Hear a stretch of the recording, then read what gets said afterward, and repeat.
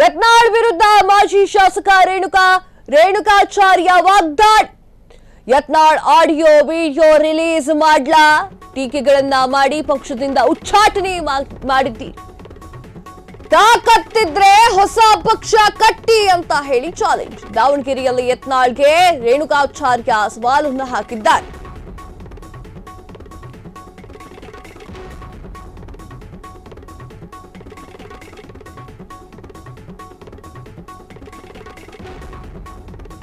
S, ಹೌದು, ರೇಣುಕಾಚಾರ್ಯ ಅವರು challenge ಅನ್ನ ಹಾಕಿದ್ದಾರೆ ಯತ್ನಾಳ್ಗೆ. ಇದೊಂದು ಸ್ಫೋಟಕ ಸುದ್ದಿ ಸಿಗ್ತಾ ಇದೆ. ರೇಣುಕಾಚಾರ್ಯ ಹೇಳಿಕೆಗೆ ರಾಜಕೀಯ ವಲಯದಲ್ಲಿ ಸಂಚಲನ ಸೃಷ್ಟಿಯಾಗ್ತಾ ಇದೆ. ಯತ್ನಾಳ್ ಆಡಿಯೋ ವಿಡಿಯೋ ರಿಲೀಸ್ ಮಾಡ್ಲಾ?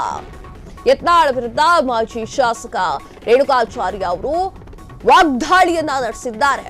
ಏನಂತ ವಾಗ್ದಾಳಿ? ಯತ್ನಾಳ್ ಆಡಿಯೋ ವಿಡಿಯೋ ರಿಲೀಸ್ ಮಾಡ್ಲಾ ಎನ್ನುವಂಥದ್ದು. ತಾಕತ್ತಿದ್ರೆ ಹೊಸ ಪಕ್ಷವನ್ನ ಕಟ್ಟೆ ಅಂತ ಹೇಳಿ ಚಾಲೆಂಜ್ ಕೂಡ ಹಾಕಿದ್ದಾರೆ. ದಾವಣಗೆರೆಯಲ್ಲಿ ಮಾತನಾಡಿದ್ದ ಇವರು ಯತ್ನಾಳ್ ಅವರಿಗೆ ಚಾಲೆಂಜ್ ಅನ್ನ ಹಾಕಿದ್ದಾರೆ.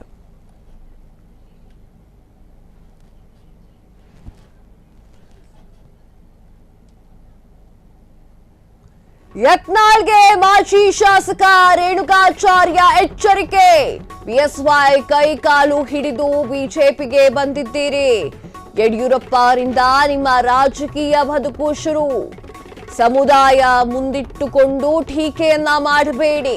ಹೊಂದಾಣಿಕೆ ರಾಜಕಾರಣದ ಬಗ್ಗೆ ಮಾತನಾಡುವ ನೈತಿಕತೆ ಇಲ್ಲ. ಎಸ್,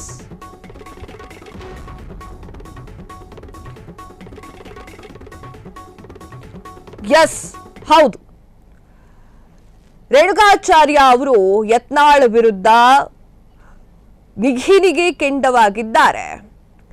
ಚಾಲೆಂಜ್ ಕೂಡ ಹಾಕಿದ್ದಾರೆ. ಏನಂತ ಚಾಲೆಂಜ್ ಹಾಕಿದ್ದಾರೆ ಅಂತಂದ್ರೆ, ನಿಮ್ಮ ಆಡಿಯೋ ವಿಡಿಯೋ ರಿಲೀಸ್ ಮಾಡ್ಲಾ? ತಾಕತ್ತಿದ್ರೆ ಹೊಸ ಪಕ್ಷವನ್ನ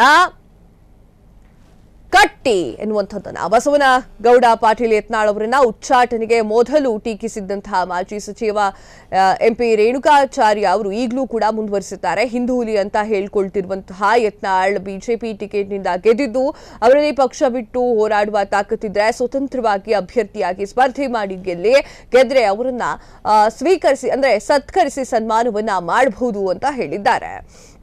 ಹಾಗೆ ಒಂದಿಷ್ಟು ಮಾತುಗಳನ್ನ ಅವ್ರು ಆಡಿದ್ದಾರೆ. ಏನು ಅಂತಂದ್ರೆ, ಯಡಿಯೂರಪ್ಪ ಅವರಿಂದ ನಿಮ್ಮ ರಾಜಕೀಯ ಬದುಕು ಶುರುವಾಗಿದೆ. ಬಿಎಸ್ವೈ ಅವರ ಕೈಕಾಲುವನ್ನ ಹಿಡಿದುಕೊಂಡು ಬಿಜೆಪಿಗೆ ಬಂದಿದ್ದೀರಾ ನೀವು, ಅದನ್ನ ಮರಿಬೇಡಿ.